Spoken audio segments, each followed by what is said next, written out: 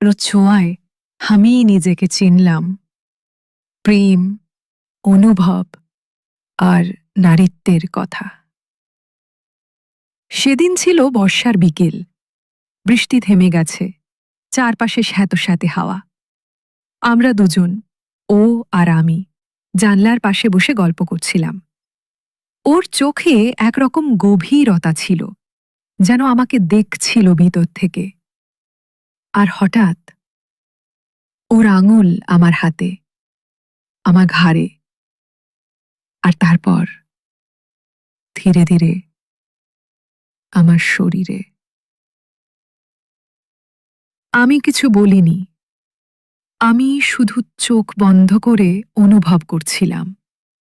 কিন্তু এবার স্পর্শটা একটু অন্যরকম ছিল, যেন শরীর নয়, আত্মাকে ছুঁয়ে যাচ্ছিল। আমি চেয়েছিলাম ও যেন নিজেকে চিনে, যেন ওর শরীরের প্রতি কোনো লজ্জা না থাকে। আমি জানতাম ভালোবাসা মানে শুধু সঙ্গ নয়, বোঝা, শেখা।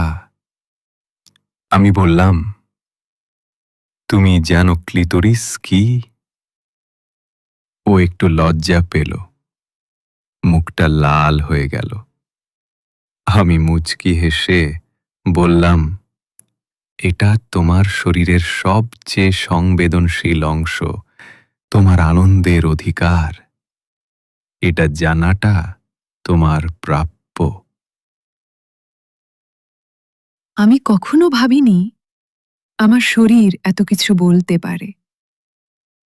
সেই রাতে ওর স্পর্শে আমি একটা জায়গায় কেঁপে উঠলাম, হালকা কিন্তু তীব্র।